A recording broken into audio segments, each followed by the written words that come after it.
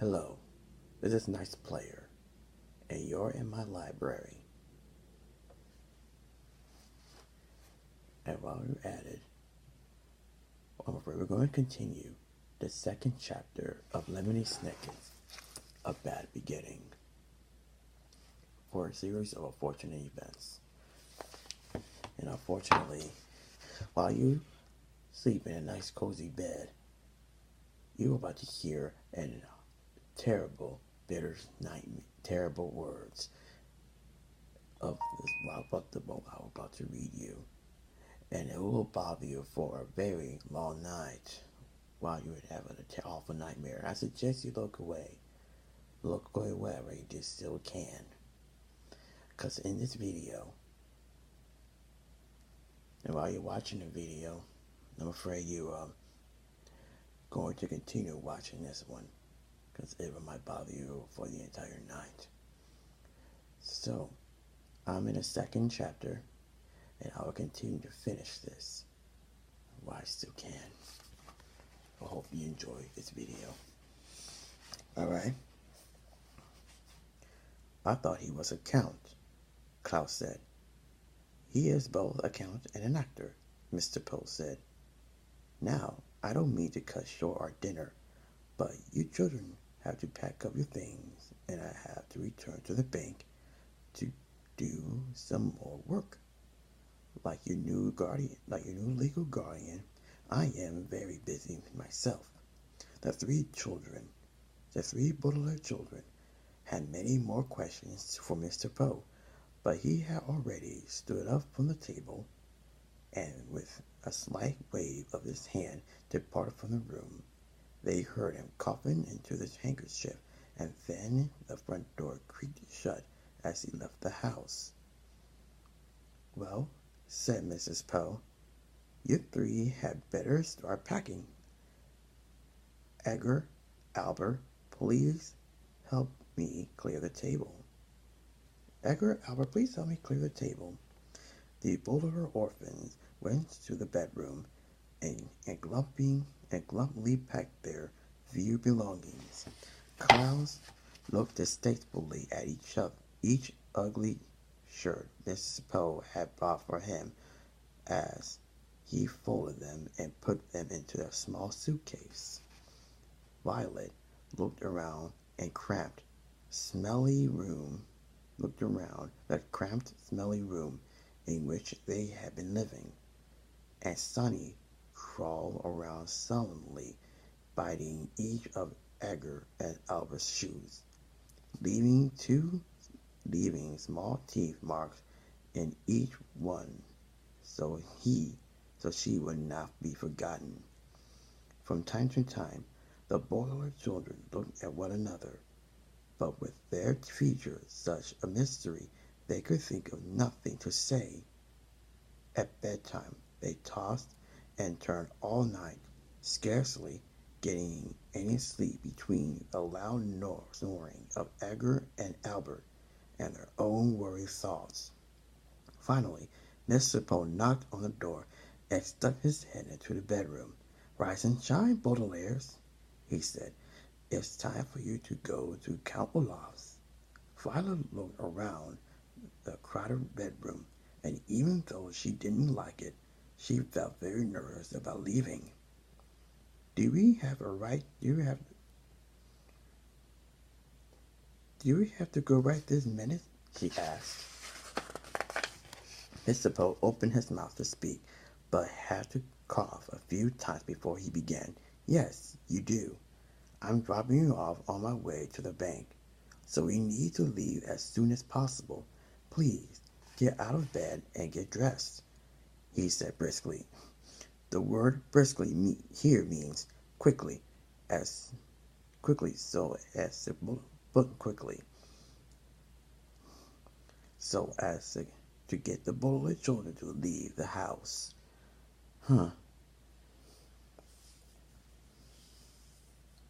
That's pretty unusual to get rid of the Baudelaire already in this tragic moment of their lives.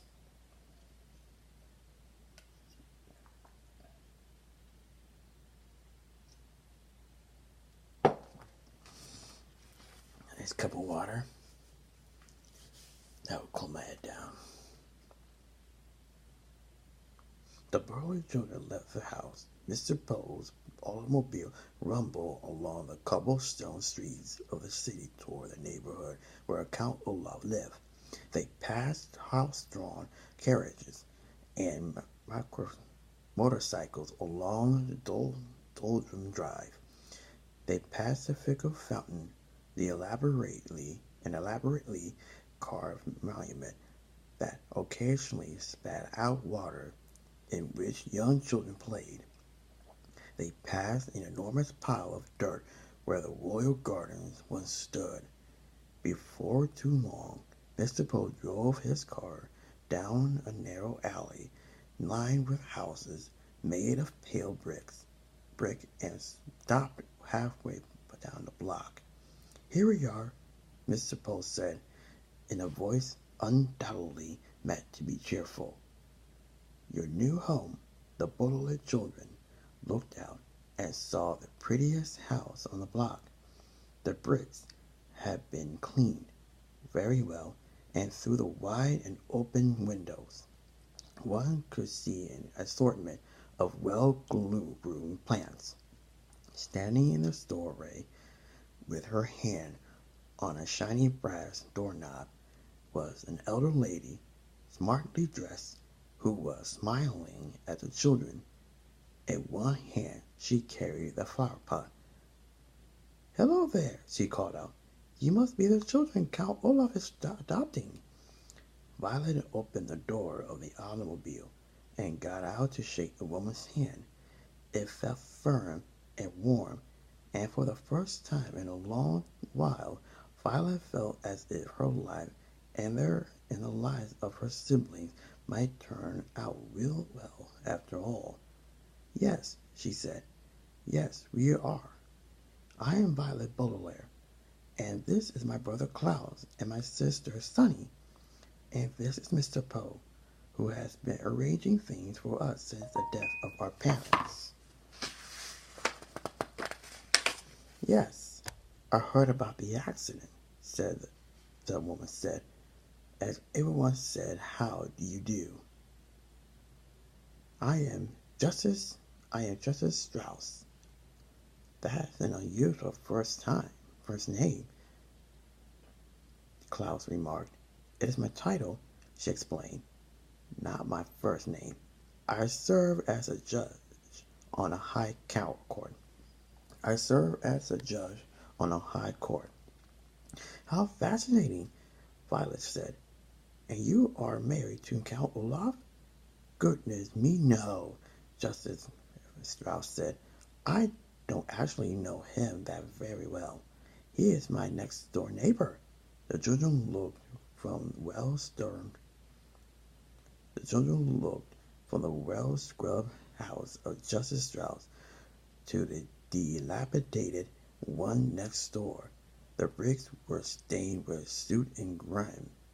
There were only two small windows, which were closed with their shades drawn even though it is a nice day.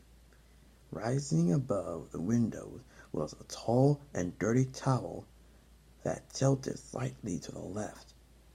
The door needed to be repainted, and carved in the middle of it was an image of an eye. The entire building sagged to the side like a crooked tooth. The building, sagged to the side like a crooked tooth. Crooked tooth. Can't you imagine how that looks like on your tooth? Yeah, can you even imagine how a tooth looks like as this house described by the book? Ugh. "Oh," said Sunny, and everyone knew what she meant. She meant, "What a terrible place. I don't want to live there at all." "Well, it was a nice place. It was nice to meet you," Violet said to Justice Strauss. "Yes," said Justice Strauss. gesturing to her flower pot. "Perhaps one day you could come over and help me with my gardening." "That would be very pleasant," said Violet, very sadly. That would be very pleasant," said Violet, very sadly. It would, of course, be very pleasant to help Justice Strauss with her gardening, but Violet could not help thinking that it would be far more pleasant to live in Justice Strauss' house instead of Count Olaf's. What kind of a man, Violet wondered, would carve an image of an eye into his front door? Mr. Poe tipped his hat to my bad. Mr. Poe tipped his hat to Justice Strauss, who smiled at the children and disappeared into her lovely house. Klaus stepped forward and knocked on Count Olaf's door, his knuckles rapping right in the middle of the carved eye. There was a pause, and then the door creaked open, and the children saw Count Olaf for the first time. "Hello, hello, hello," Count Olaf said in a wheezing whisper. He was very tall and very thin, dressed in a gray suit that had many time stains on it.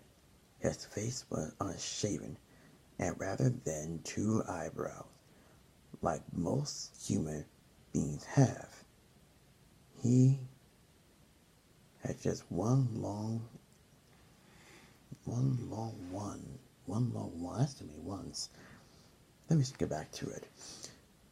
"Hello, hello, hello," Count Olaf said in a wheezing whisper. He was very tall and very thin, dressed in a gray suit, and that had many dark stains on it. His face was unshaven, and rather than two eyebrows, like most human beings have, he had just one long one. His eyes were very, very shiny, which made him look both hungry and angry. "Hello, my children. Please step into your new home and wipe your feet outside so no mud gets indoors." As they stepped into the house, Mr. Poe behind them, the Bullard orphan realized what ridiculous thing Count Olaf had just said. In the room in which they found themselves was the dirtiest they had ever seen, and a little bit of mud from outdoors wouldn't have made a bit of difference.